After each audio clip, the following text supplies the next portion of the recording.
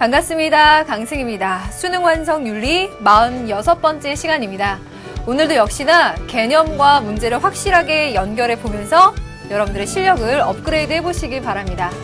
여러분들 오늘 심화 분석 4번째 시간이죠. 그리고 예고해 드린 것과 같이 서양윤리 들어오는 시간입니다. 여러분들 오늘 선생님이 준비한 서양윤리 첫 번째 시간에는 어떠한 범주까지를 잡아서 문제로 만들었는지 미리 한번 말씀을 드릴 테니까요. 여러분들 들어보시면서 내가 어떤 부분에 대비가 미진한지 한번 스스로 생각해 보셨으면 좋겠어요. 여러분들 문제를 읽다 보면은요, 발문에서 단서를 주는 경우가 있다 그랬는데, 고대 혹은 고대 그리스라고 얘기했을 때 여러분들이 잡을 수 있는 부분을 오늘 문제로 만들어 왔습니다. 첫 번째, 고대 그리스라고 했을 때요, 많이 나오지는 않는다고 하더라도 우선 기본적으로 꼭 알아두셔야 되는 것이 소피스트들에 관한 이야기죠. 여기에는 여러 철학자가 들어가지만 사실 이 사람들에 대해서 이름을 외운다거나 그 사람이 얘기했었던 그 표현들을 외우려고 하는 것은 큰 의미가 없어요. 외우는 것보다는 이 사람들이 상대주의적인 윤리설에 있다라고 하는 점, 그리고 그 가치 판단을 하는 데 있어서 행동의 결과, 경험적인 요소를 강조했다라고 하는 맥락을 이해해 두시고 지문 내에서, 처음 보는 생소한 지문 내에서 이 맥락을 찾아내시는 것이 가장 중요합니다. 그렇다면 여기에서 가장 대비 구도를 만들어서 낼 수 있는 대표적인 사람은 소크라테스겠죠. 이 사람은 절대주의적인 윤리설에 있었죠. 주지주의를 바탕으로 해서 절대적인 진리를 찾고자 했는데요. 소크라테스의 경우에는요, 이 사람이 얘기했었던 언급들을 기억해 두시는 것이 좋아요. 영혼의 수련을 통한 깨달음, 그리고 참된 알을 통해서 도덕적인 행동을 보장할 수 있다. 그러니까 그 참된 알이 꼭 필요하다라고 했었던 그런 언급들을 기억해 내시면서 소크라테스를 찾아내시는 것이 중요한 문제가 될 때가 있고요. 그리고 플라톤과 아리스토텔레스 같은 맥락에 있는데요. 이 속에서도 이러한 구도가 만들어집니다. 문제로 잘 나오는 것이요, 소크라테스 단독으로 하나 나올 수도 있고요, 소피스트와 소크라테스 하나의 유형으로 나올 수 있고요. 자, 하나, 둘. 그리고 또 하나의 유형은요, 아리스토텔레스라는 사람이 워낙 중요하기 때문에 이 사람도 단독으로 잘 나와요. 예, 중용. 이것으로 잘 나오는데 또 하나의 구도가 소크라테스와 아리스토텔레스 구도로도 잘 나와요. 그러면 네 번째 유형이라고 한다면 소크라테스가 주지주의인 반면에 아리스토텔레스는 플러스 주의라는 맥락에서 워낙에 잘 나옵니다. 거기다가 조금 더 완벽하게 불안함 없이 대비를 해보자 라고 한다면요, 플라톤과 아리스토텔레스를 생각했을 때 플라톤 이데아계와 현상계를 분리해서 얘기하잖아요. 그래서 이원론적인 세계관인 반면에 아리스토텔레스는 현실에서의 목적, 인간의 목적은 행복, 이 부분을 잡아서 또 여러분들 생각해 두시는 것이 좋을 것 같습니다. 그러니까 고대 그리스라고 했을 때 문제가 출제될 수 있는 그 구도를 4가지 알려드렸으니까요. 요것 중에서 여러분들이 대비하지 못한 게 뭔지 체크해 보시라는 거예요. 자, 그러면 두 번째 오늘 선생님이 준비한 것은요, 헬레니즘 시대로 갔을 때. 헬레니즘 시대로 가게 되면 에피크로스 학파와 스토아 학파 나오겠죠. 그럼 이 에피크로스는 여기다 쓰는 게 좋겠어요. 왜 그럴까요? 이 사람들이 추구하는 정신적 쾌락이라고 하는 것은 감각적 경험의 결과겠죠. 따라서 가치 판단의 기준은 동시에 같은 맥락에서 가는 게 에피크로스 학파입니다. 이것에 비해서 스토아파가 얘기하는 구도는 어떻게 다른지, 그리고 공통적인 맥락은 어디에 있는지, 요거까지 여러분들 생각해 보시면 좋겠는데요. 워낙에 스토아파는 이들의 단독 지문으로 나오면은요, 되게 어렵게 나와요. 스토아파에 관한 키워드를 지문 내에서 아예 대놓고 보여주기보다는 맥락을 찾아서 이 사람들이 뭘 하라고 얘기하는지를 찾아내게끔 숨겨놓거든요. 스토아파의 단독 지문으로 만들어진 문제도 하나 대비해 보시는 것이 좋을 것 같고요. 그 다음 스토아파가 얘기하는 신은 인격신이 아니잖아요. 근데 인격신을 얘기하는 사람들 있죠. 그 사람들과 어떠한 의미에서 다른지도 한번 생각해 보시는 것이 좋을 것 같아요. 그리고 물론 고전적인 구도는 요 둘과 엮어서 나올 수도 있겠죠. 하나의 구도, 두 가지 구도, 세 가지 구도. 거기다 또 생각해 보면 에피쿠로스 학파에 관한 얘기에서도요. 에피쿠로스랑 다른 사람과 엮어서 문제가 출제가 될 수도 있어요. 그러니까 이 부분은 서양을 시작하는 데 있어서 우리가 절대 놓칠 수 없는 요소 중에 하나다. 요거죠? 자, 여러분 이런 부분들을 바탕으로 삼고 선생님이 준비한 문제를 풀어보시면서 확실히 한번 훈련해 보도록 하죠. 첫 번째 문제 한번 들어가 볼까요? 화면으로 갈게요. 자, 여기 옆부분 지우고 가겠습니다. 심화 문제 1번 발문에 다음은 고대 서양 사상가이다. 그의 주장으로 옳은 것은 무엇인가 라고 하고 있고요. 단독 한 사람을 지문으로 만들었죠. 우리 교재에 있는 것인데 한번 복습해보죠. 영혼은 인간 내부에 존재하는 것으로서 인간의 일상 행위에 영향을 주며 그 행위를 인도하고 지배한다. 따라서 그 영혼이라고 하는 것이 상당히 중요하게 보고 있네요. 따라서 이러한 영혼을 선하게 만들어야 하며 자신의 삶을 성찰해야 된다. 여기서 선생님은 두 가지 단서를 찾아낼 수가 있을 것 같은데요. 자, 첫 번째, 영혼을 선하게 만드는 영혼의 수련. 이것을 통한 깨달음. 중시하고 있고요.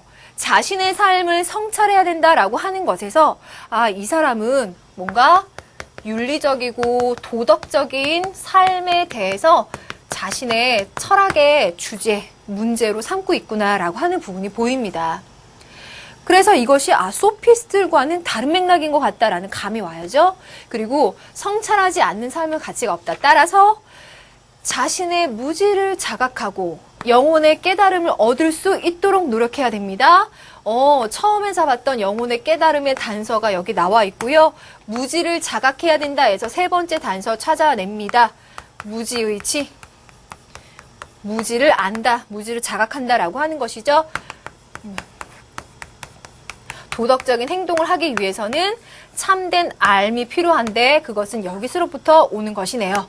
그래서 윤리적이고 도덕적인 삶을 고민하는 이 사람 누구? 소크라테스. 그의 주장으로 옳은 것은 맞죠? 1번 선택지부터 볼까요? 자, 악행의 원인은 의지의 결여이므로 덕행의 실천을 습관화한다라고 했습니다. 의지의 결여라고 말하는 부분에서 소크라테스를 표현하기엔 틀리다는 거 아시겠죠? 왜냐하면 선생님이 주지주의 뽑아냈습니다. 이 사람은 참된 알을 통해서 도덕적인 행동을 할 수 있다라고 얘기하거든요. 틀렸고요. 이것을 습관해야 된다. 의지가 필요하다라고 얘기하는 사람은 아리스토텔레스로 엮어서 갈 수 있겠죠. 그렇지만 여기에도 아리스토텔레스는 주제주의는 공통으로 들어간다라고 하는 점 잊으시면 안 되겠습니다. 1번 틀렸고요. 2번 삶에 대한 음미와 성찰을 통해 괜찮은데요. 왜? 자신의 삶을 성찰하라니까. 그런데 진리에 뭘 깨달아라? 상대성을 깨달아라? 소크라테스는 진리의 절대성을 깨달아야 된다고 해야 되겠죠. 상대성은 소피스트한테 들어가는 말. 3번. 자연 법칙을 통한 진리 파악에 가장 관심을 기울인다. 당연히 진리 파악해야 되겠죠. 하지만 자연 법칙이라고 했습니다. 이 부분 틀렸어요. 자, 요거 얘기하면은 자연 법칙을 얘기하는 다른 류의 철학자들 있을 수 있지만요. 이 소크라테스와 소피스트 생각해 보면요. 공통분모가 어디에 있을까요? 이 사람들은 전에 있었던 자연 철학자들에 비해서 철학의 문제를 인간사회 관여한 일로 바꿨죠. 인간의 문제로 바꿨어요. 때문에 이러한 점에서는 공통점 찾을 수 있고요. 그런 자연과학을 의미하는 선택지를 만든 거거든요. 그것을 통한 것에 관심을 기울인다 해서 틀렸습니다. 자, 그럼 4번. 영혼의 깨달음을 추구한다. 맞아요. 그런데 틀린 것은 경험적 지식 아니죠. 경험적인 요소를 중시하는 건 소피스트란 말이죠. 그래서 이 네 부분을 보니까 소크라테스 문제 낼 때 중요한 아이디어 첫 번째는 소피스트와 다른 점, 그리고 아리스토텔레스와 다른 점, 요 두 가지가 중요한 아이디어로 쓰여요. 그리고 마지막 5번 선택지, 행복에 이르기 위해 참된 삶을 행하여 덕을 구현한다. 그래서 참된 삶을 갖고 있는 것, 그래서 덕행을 하는 것은 행복한 것, 덕, 복, 합일. 지문 안에 대놓고 나와 있진 않지만 요 조합이라면, 이 네 가지의 조합이라면 소크라테스를 말하는데 충분하네요. 그래서 5번 선택해 주시면 되겠습니다. 자, 소크라테스가 지문으로 단독 나왔을 때 여러분들 생각해 볼 수 있는 대비구도 누구 생각해야 되는지까지 짚어드렸으니까 복습 철저히 해보시고요. 1번 워밍업 했으니까 이제 2번으로 넘어가 보도록 하겠습니다. 2번을 보시면 발문에서 역시나 고대 서양 사상가라고만 주어졌는데 발문 볼게요. 무슨 일이든 회피하고 두려워하며 어떤 자리도 지켜내지 못하는 사람. 어떤 사람? 비겁한 사람이라고 표현합니다. 반면에 무슨 일이든 너무 두려워하지를 않아요. 모든 일에 뛰어드는 사람. 이건 무모한 사람이라고 표현을 합니다. 극단으로 가요. 무모한 것도 비겁한 것도 양극단이에요. 마찬가지로 모든 즐거움에 탐닉하면서 어떤 것도 삼가하지 않는 사람, 조심하지 않는 사람은 무절제라고 표현을 하고요. 즐거움이라면 다 피하는 사람은 촌뜨기처럼 일종의 목석 같은 사람이 된대요. 그럼 이 두 사람의 유형에 대해서 이 사람 어떻게 생각하는 것 같아요? 이렇게 되는 것도 다 올바른 게 아니더라는 거예요. 일상생활 속에서 어떻게 행동하는 것이 옳은 것인가에 대해서 구체적으로 얘기해주고 있죠. 양극단에 치우치지 않아야 돼요. 그 중간을 지킬 수 있어야 돼요. 중용을 얘기해주고 있습니다. 이러한 단어에 대해서 결코 드러내놓고 얘기하고 있지 않지만 이 사람이 생각하는 중용의 개념에 대해서 양극단에 치우치지 않는다라는 개념의 컨셉을 잡아서 지문으로 출제가 된 거죠. 그럼 아리스토텔레스라는 것을 알 수가 있는데 아리스토텔레스를 생각하고 문제 내는 사람은 대체 어떤 아이디어를 갖고 선택지를 만들어내는지 한번 접근해 봅시다. 1번. 삶에 있어서 덕과 행복은 별개의 것이다. 덕과 행복을 별개의 것이다 라고 말하지 않을 거예요. 2번. 도덕적인 판단에 있어서 지금 중요한 게 이거죠. 이 문제를 얘기하고 있는데 각자의 주관적인 판단을 중시한다. 자, 소크라테스, 플라톤, 아리스토텔레스를 한 묶음으로 누구와 대비구도를 만들었죠? 소피스트들과. 소피스트들은 상대주의적 윤리설이지만 이들은 절대주의적 윤리설에 있기 때문에 각자의 주관적 판단을 중시한다라고 표현할 수 없겠죠. 3번. 도덕적 실천을 위해서 이성에 의해, 이 사람 이성 중시해요. 욕구를 제거해야 한다라고 말했어요. 어때요? 요거. 틀려요. 만약에 이성에 의해서 욕구를 절제하는 의지.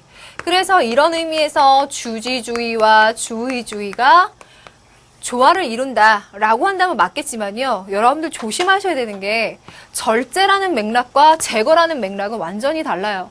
밥도 먹지 말고 잠도 자지 말고 즐거움도 추구하지 말고 살으라는 거예요. 지금 여기 지문에서도 보이지만 즐거움을 너무 많이 탐닉하면 무절제지만 즐거움을 완전히 피하는 건 목석 같은 사람이라 그랬어요. 그래서 마땅함이에요. 마땅함을 어디다 쓰면 좋을까요? 여기다가. 지금 여러분들이 친구들하고 시험 끝나서 노래방에 가 있다. 그러면 신나게 노래 부르고 같이 즐길 수 있는 것이 그 때와 장소에 맞는 마땅함인 거죠. 그러한 면에서 본다면 욕구를 제거한다라고 하는 부분은 중용과 어울리지 않아요. 요걸 조심해 주세요. 자, 그럼 4번 가겠습니다.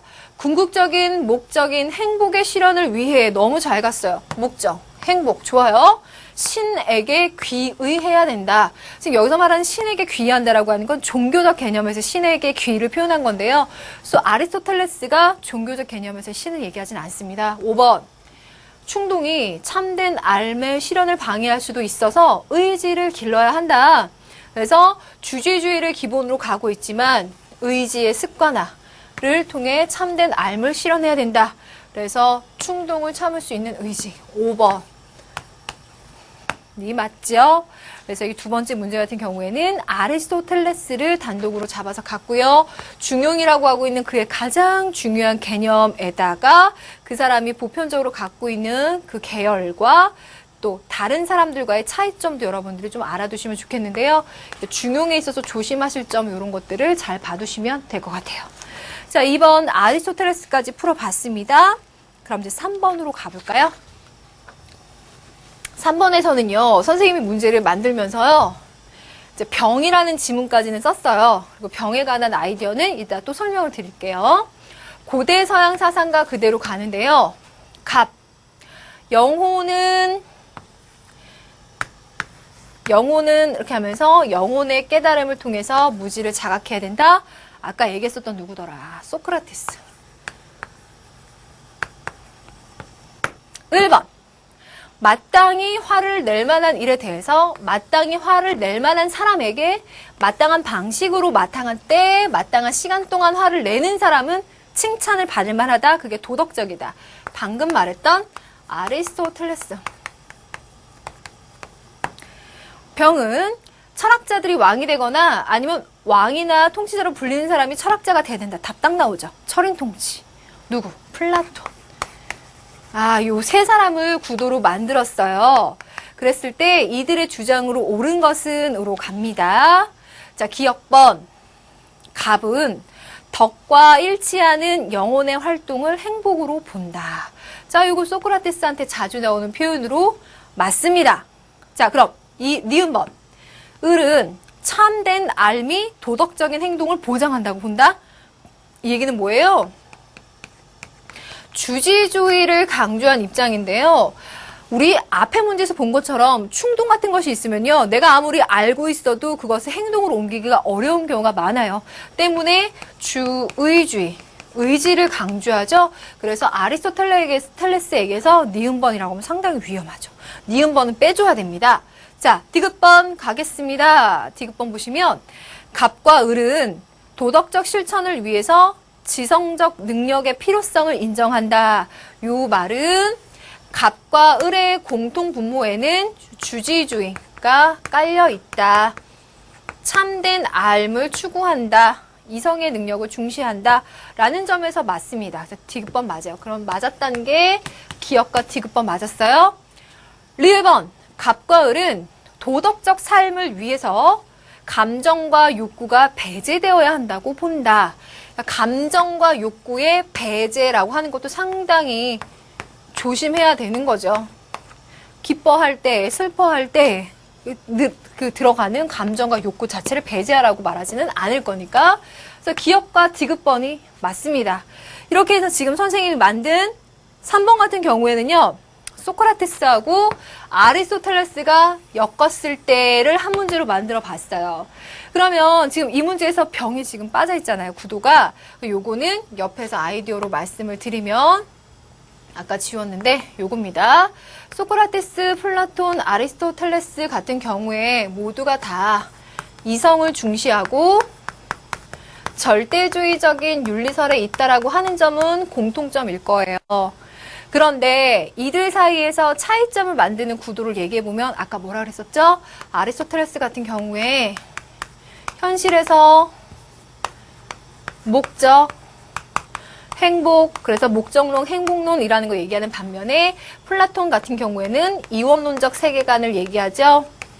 이데아계와 현상계를 분리해서 얘기합니다. 참된 세계는 현상계가 아니라 이데아계라고 얘기를 해요. 그래서 아리스토텔레스는 내가 스승을 존경하긴 하지만 그 사람의 이 생각을 따르지는 않겠다라고 표명하거든요. 그래서 이 두 점에서 차이점이 있습니다. 근데 요거는 말로만 이렇게 설명하고 문제를 이렇게 만들지는 말아야 되겠다라고 생각한 것이 왜 그러냐면은요. 여러분들 선생님 물어봅시다. 플라톤 같은 경우에 문제 나와요. 어떻게 많이 나와요? 플라톤이 생각하는 국가, 요것에 관련돼서 문제가 많이 나오는 거예요. 그래서 국가에 관해서 언급할 수 있는 다른 철학자들, 뭐 홉스, 헤겔, 마르크스, 바쿠닌 등등과 같은 사람과 엮어서 국가의 모습을 어떻게 해야 된다라고 했는지 문제가 출제되는 경향이 많아서요. 플라톤은 그렇게 주제를 하나 따로 떼어서 대비를 해두시는 것도 좋을 것 같습니다. 선생님이 지금까지 했었던 강의를 통해서 워낙 강조 많이 드렸으니까 훈련이 좀 되셨을 거라고 봅니다. 그래서 병은 그런 의미에서 이렇게 연상을 해보시고요. 이번 문제는 이렇게 마무리를 짓도록 하겠습니다. 자, 3번 문제 이렇게 됐고요. 이제 4번으로 넘어가도 될 것 같은데요. 4번은 지문이 길죠? 얘를 줄일까 말까 하다가 그렇지 않는 게 여러분들이 지금 훈련하시는 데 훨씬 더 좋을 것 같아서 그대로 갖고 왔습니다. 갑과 을을 봤을 때 갑이 두 개인데요. 갑의 첫 번째, 당신이 원하는 대로 사건이 일어나기를 바라지 말래요. 어떻게 해라? 사건이 일어나는 대로 거기에 당신을 맞추래요. 그러면 당신을 맞추라라고 하는 것은 내 생각이나 뭐 관념들, 판단을 거기에 맞추라라고 하는 의미일 겁니다. 그런지 한번 봅시다. 또한 우리의 감정은 옳고 그름에 대한 판단을 흐르게 함으로써 마음의 평정을 빼앗을 것이다. 지금 이 사람이 추구하는 건 마음의 평정이거든요. 그런데 그것을 방해하는 요소는 감정적인 요소예요. 이렇게 쓸게요. 감정이라고 하는 것은 굳이 연결시켜서 말하자면 감각적인 경험의 결과예요. 요것이 달라지기를 바라거나 요것에 의해서 내 마음이 좌지우지 되는 것을 이 사람은 배제하고 있네요. 따라서 이러한 욕구나 고통 앞에서도 동요하지 않는 정신 상태를 지녀야 될 것이다. 그러면 당신의 마음은 진정한 마음의 평화를 얻을 수 있을 것이다. 그래서 이 사람 추구하고 있는 마음의 평화, 동요하지 않는 정신 상태, 마음의 평정이라고 하는 것으로 가려면 감각적인 경험의 결과, 감정 같은 것에 의해서가 아니라 오히려 내 생각과 이성에 의해서 조절할 수 있어야 된다를 말하고 있는 사람이에요. 두 번째 질문 가볼게요. 신이 너에게 부여한 역할을 충실히 이행하라 라고 했어요. 그럼 신이 너에게 역할을 부여했다라고 하는 건 너의 역할은 이미 정해져 있다라는 거예요. 그걸 네가 마음대로 어떻게 할 생각을 하지 말고 거기에 충실함으로써 너의 생각으로써 만족하라. 또한 몸에 관련된 것들은 필요한 만큼만 취해라. 그리고 겉모습에 신경 쓰지 말고 사치스러운 거 다 단절해라. 이것을 기억하라. 네가 하는 일이 잘못됐거나 슬픈 일을 당했을 경우 남을 탓하지 말고 그런 일에 대한 너의 생각을 탓해라. 그러니까 이 상황을 바꿀 수는 없어요. 정해져 있으니까. 그래서 그것을 받아들이는 너의 생각을 바꾸는 것이 옳다. 그래야만 너의 마음, 정신이 평정을 찾을 수 있다라고 보는 사람입니다. 그러면 갑번은 어디 맥락에 들어갈까요? 스토아파의 맥락에 들어가는 거예요. 그러면 스토아파와 다른 에피쿠로스학파는 어떤 맥락에서 얘기를 할까? 1번 보면 우리가 충족시켜야 할 것은 자연적이고 필연적인 욕망뿐이며 근데 이 사람들 욕망을 추구하겠대요. 하지만 필연적이지 않은 것은 배제하겠다는 거. 꼭 지켜야 되는 것만 나는 따르겠다. 내가 배가 고파서 검소한 식사를 하는 거. 이런 것들. 필연적인 욕망. 꼭 채워야 되는 것은 채우겠다. 필연적이지 않은 욕망은 사료에 의해서 진정시켜야 된다. 이 사람들은 판단해보는 거예요. 아, 이 욕망을 추구했을 때 나한테 얼마나 쾌락을 줄 수 있을까? 아, 나에게 지속적인 쾌락을 주는 것을 추구하는 게 더 맞아. 그래서 차라리 정신적인 쾌락으로 가는 거죠. 그러면 어떤 의미에서 다를까요? 육체적 쾌락이라고 하는 것은 필연적이지 않은 육체적 쾌락에 빠져 있다 보면은 그것은 지속력도 떨어지고 나한테 불쾌를 주는 시점이 오기 때문에 결코 추구할 만한 것이 아니라는 거죠. 그래서 이들은 이것을 판단하는 거예요. 이성적으로. 그래서 말하는 사려라고 하는 건 요것과 요것을 구분해서 얘를 선택하는 사려가 있어줘야 된다는 겁니다. 하물며 사치욕, 정복력 등 자연적이지도 않고 필연적이지 않은 욕망은 인간에게 불행만을 가져다 준다는 것을 판단해서 정신적인 욕망으로 갑니다. 그래서 이들이 살아가는 삶의 모습은 상당히 검소하고 절제되죠. 왜요? 요거보단 요걸 추구하기 때문에. 자, 됐습니까? 때문에 지금 을에서 얘기하고 있는 것은 에피쿠로스 학파죠. 그래서 갑과 을을 보면 둘 다 여러분들이 외우고 있는 그 단어들을 눈에 대놓고 보여주진 않아요. 그렇게보다는 좀 세련되게 감추고 문제를 얘기해 주는데 이들의 주장으로 옳은 것은 가보겠습니다. 선택지 보시면 갑은 이성적 자각을 통해 이성을 중시하죠. 운명을 개척해야 한다고 주장한다. 어느 부분 틀렸을까요? 운명 개척해야 된다라고 말하지 않아요. 오히려 순응이라고 말하겠죠. 신이 너에게 역할을 부여했다라고 말했었죠. 기억나세요? 그걸 날 잘 이행하는 것이 맞다는 거예요. 정해져 있다라는 거죠. 결정론적인 관점에 있어요. 2번, 을은 선악 가치 판단의 기준이 말 길게 해놨지만 어떻게 해야 되는지 판단하는 것은 감각적 경험의 결과가 나한테 쾌를 가져다 줘야 되는데 걔가 지속적인 쾌가 되기 위해서 나는 정신적 쾌락을 추구하는 게 옳다고 본다? 2번 어때요? 맞죠? 2번 맞네요. 3번 갑과 을은 공동체에 헌신하는 삶을 이상적이라고 본다 라고 하면 공통적으로 틀려요. 이들은 그 시대적인 특성을 생각해 봤을 때 우리가 잘 쓰는 표현 중에 하나가 개인의 안심인명을 추구한다라고 하지요.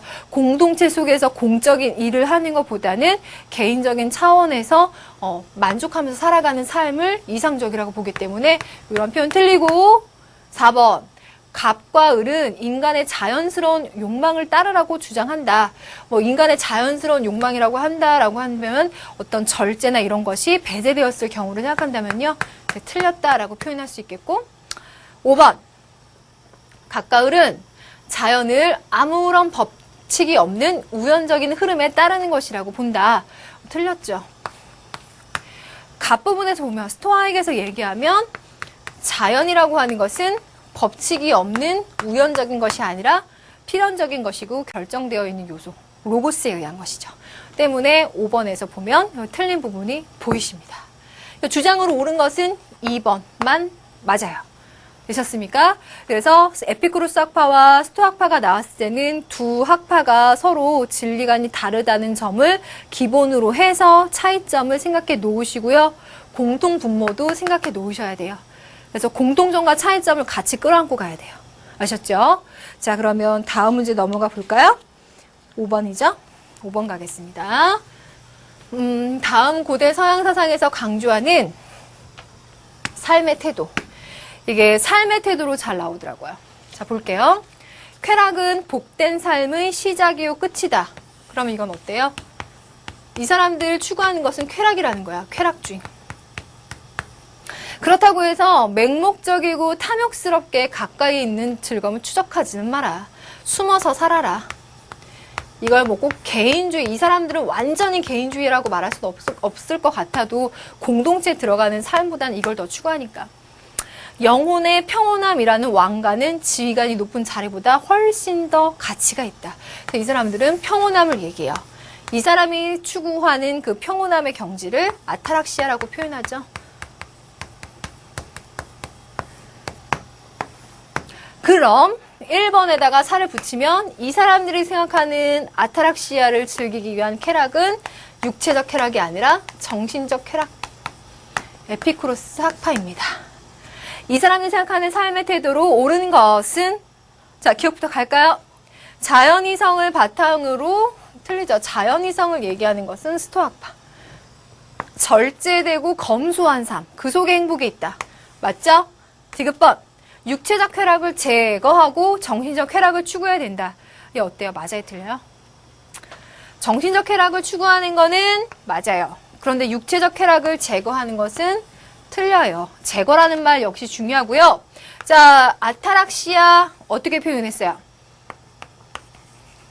몸에는 고통이 없는 상태, 마음에는 불안이 없는 상태예요. 때문에 내가 몸의 고통을 느끼지 않을 만큼의 쾌는 추구해줘야 되지 않겠어요? 그래서 육체적 쾌락을 제거하라는 표현은 조심히 보셔야죠. 리을번 가겠습니다.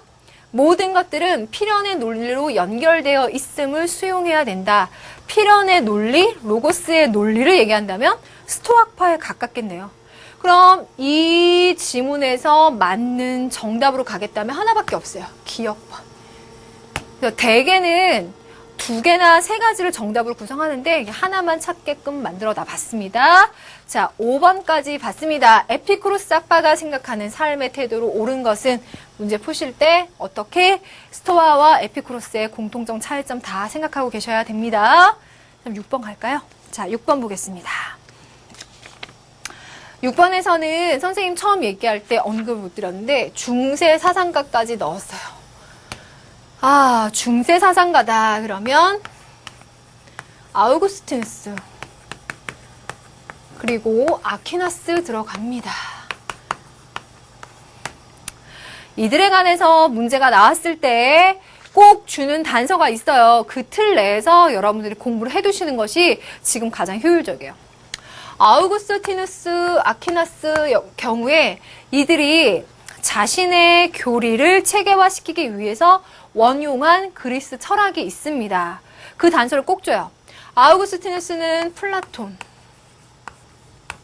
아퀴나스는 아리스토텔레스. 그럼 조금만 더 갈게요. 여기 옆으로 가겠습니다.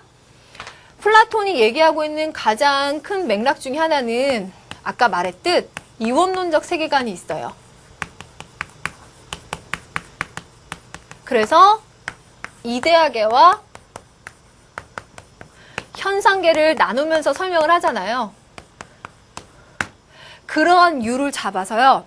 천상의 세계와 지상의 세계 등과 같이 2가지의 세계로 구분하면서 자신의 교리를 체계화시켜 나가요. 물론 그것을 더 한 차원 극복해 나가지요.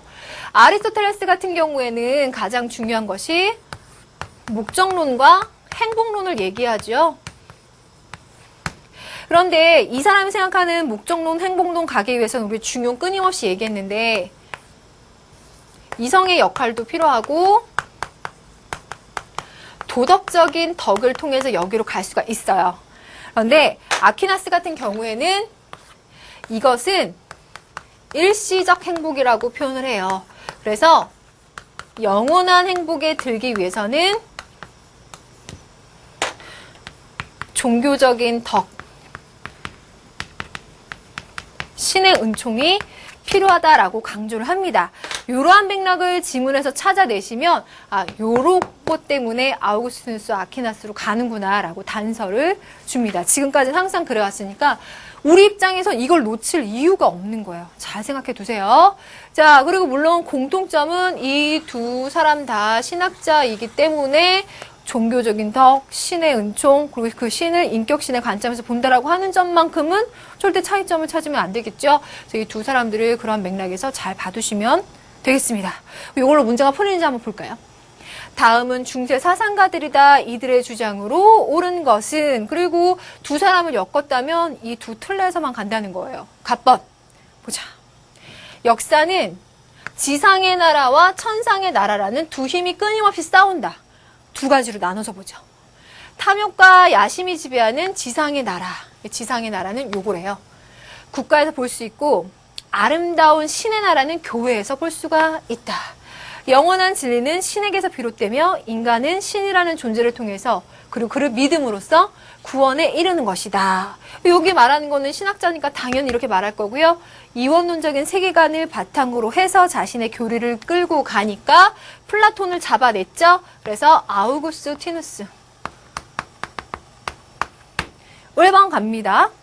철학과 신학은 모두 신에 대해 말한다.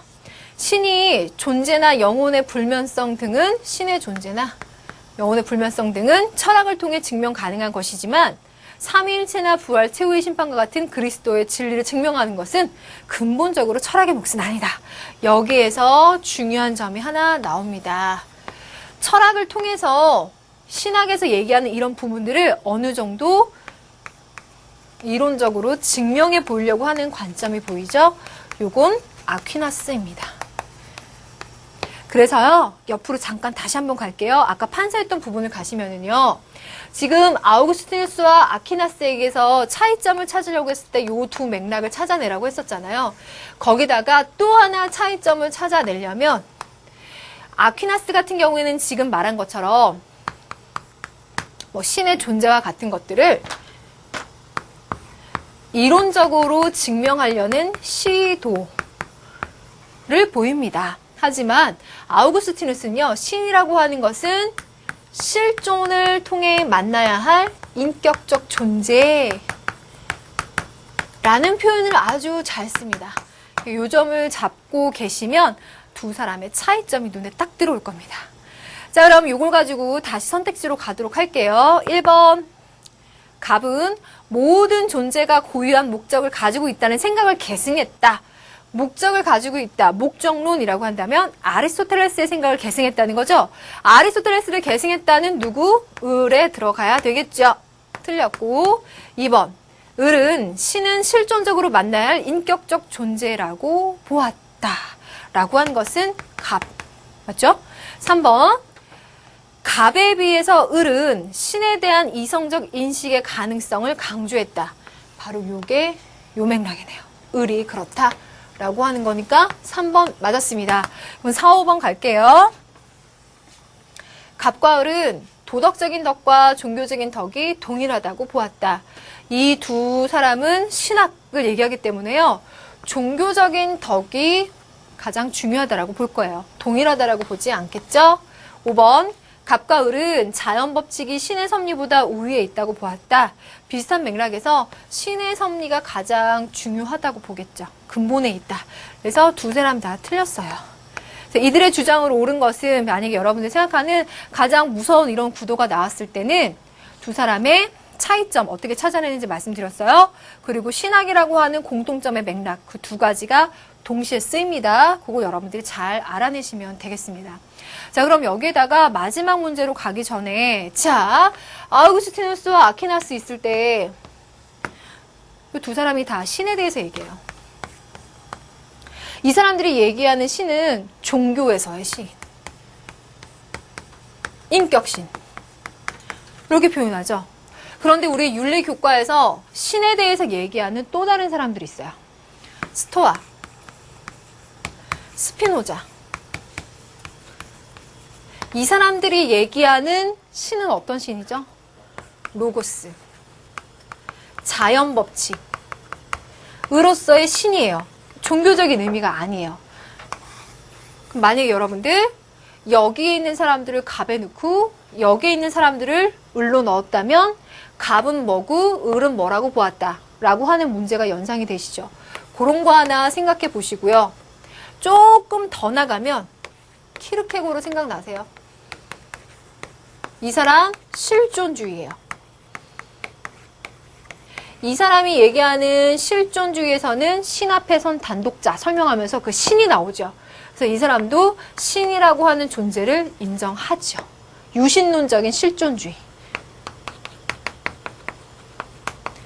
지금 선생님 쓴 거는 윤리에서 신을 얘기하는 사람들, 그래서 신이라는 주제로 갑과 을로 엮었을 때 출제 가능한 사람들도 얘기했습니다. 그래서 이 문제 마무리 짓기 전에 이런 구도도 생각해 보시라고 말씀드렸으니까요. 하나 잘 넣어두세요.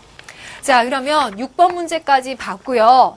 이번 회에서 여러분들한테 도움이 될 만한 것이 뭐 있을까라고 생각했을 때 지금까지 윤리 문제 역사가 보여주는 동양 사상 말고 서양 사상에서 어려운 게 뭐가 있을까? 스토아파요. 스토아파가 어려운 이유는 아까 본문에서 선생님 말씀을 잠깐 드렸는데요. 여러분들이 스토아파는 무슨 에피쿠로스 학파는 뭐뭐뭐라고 생각하는 그 핵심 키워드가 지문 안에 대놓고 나오질 않아요. 맥락을 찾아서 그 사람들의 맥락과 같은지 찾아내야만 되기 때문에 훈련을 해보시는 것이 가장 좋아요. 어디에서? 기출문제 속에서.